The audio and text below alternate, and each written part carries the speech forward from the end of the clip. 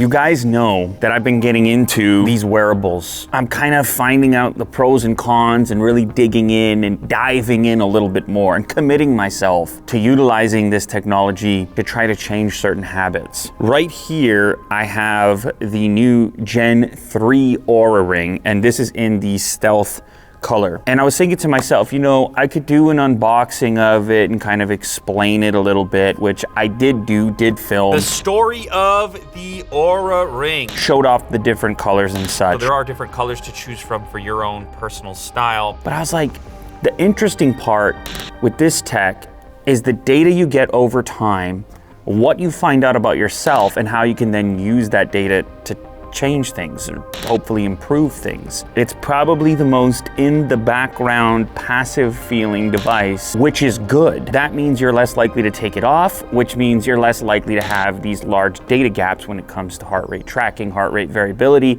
and most importantly, sleep tracking with this device, because I hate sleeping with watches. And in most cases, the battery life on those requires you to charge them frequently enough that you'll just miss certain nights. This one doesn't require an extensive amount of charging. The charge lasts for a really long period of time, 4+ days. And with that extended battery and the really rapid recharging, it means that most nights you're just gonna have it on, which then means no more data gaps, so you can look at trends and see how things you're doing are impacting your sleep, heart rate variability, readiness. But what I'm gonna do this time around for Gen 3, I'm gonna give you updates on my data so we can see how well I'm sleeping or not, and then to see if there are small tweaks or changes I can make based on that data to potentially improve things.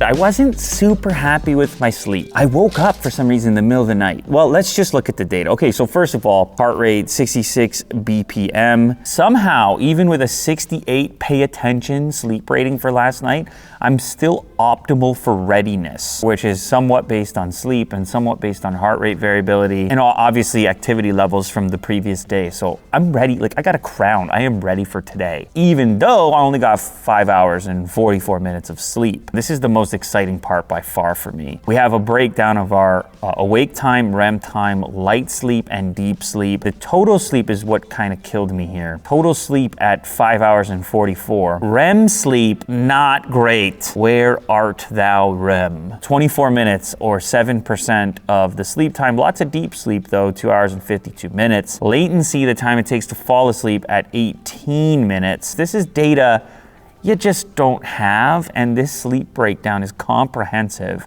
I'm hoping to have better numbers tonight. I'm gonna report back to you. We're gonna see what I get up to, and we're gonna see how it affects me positively or negatively. I'm gonna be aiming at a better sleep score for tonight than 68. Wish me luck.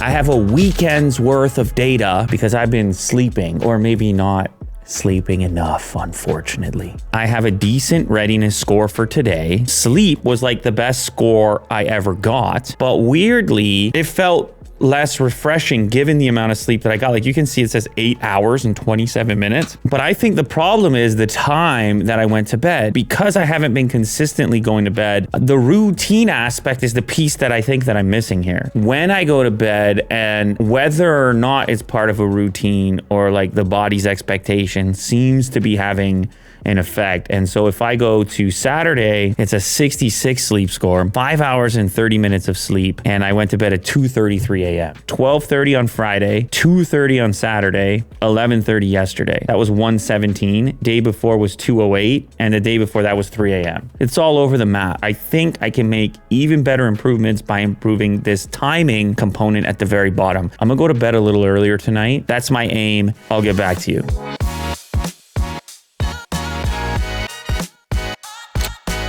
Total sleep is gonna be tough to beat, 7 hours and 40 minutes. So that was an 11 p.m. bedtime. I had some breathing regularity issues, 6 different moments where those were detected. But I think, and I don't know if this is connected at all, I think it might have to do with being a little bit congested. Oxygen saturation within range. REM sleep still on the low end from an overall percentage perspective. But one really nice thing, you can see this increasing chart for sleep in general from like over the past few days that I've been tracking. It's an 82 sleep score and a very optimal HRV balance with a crown for readiness. I've been using it for more than 4 days at this point. If you check the battery life, it's at 17%. So I'm gonna put it on the charger and we're gonna see how long it takes to charge.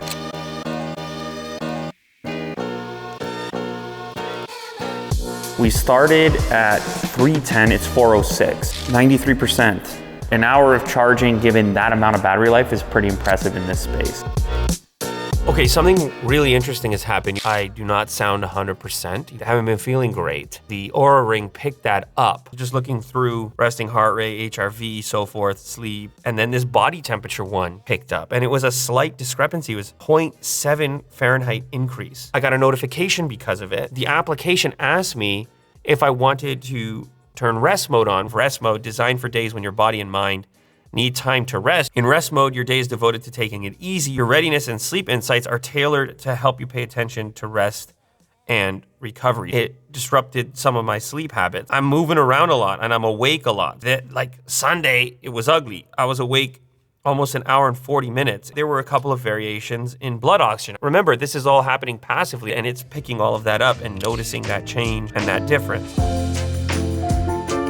All right, look at those score improvements, 83 and 84. I'm pretty happy with that, to be honest. I feel like my sleep has improved, but also a lot of these inputs have kind of encouraged me in different ways to just focus a little bit more on sleep. It's pretty much blue the whole way except for timing, total sleep, efficiency, restfulness, REM sleep, deep sleep. I mean, it's just all, we're checking boxes here. For me, this device as a sleep tracker is just the most comprehensive, very precise. It's the least intrusive when I'm actually sleeping. I'm not worried about charging it nearly as frequently as other devices I have that can do sleep tracking. That's for one. Second, it's the least bulky. Just compared to wearing something on your wrist, this thing is just, you forget that you're wearing it, especially after you've slept with it for a while. There's not too many competing products that are on the level of what Oura is doing. I mean, that's just the bottom line. It is the Oura Ring Gen 3 Horizon style. I love the word horizon in general.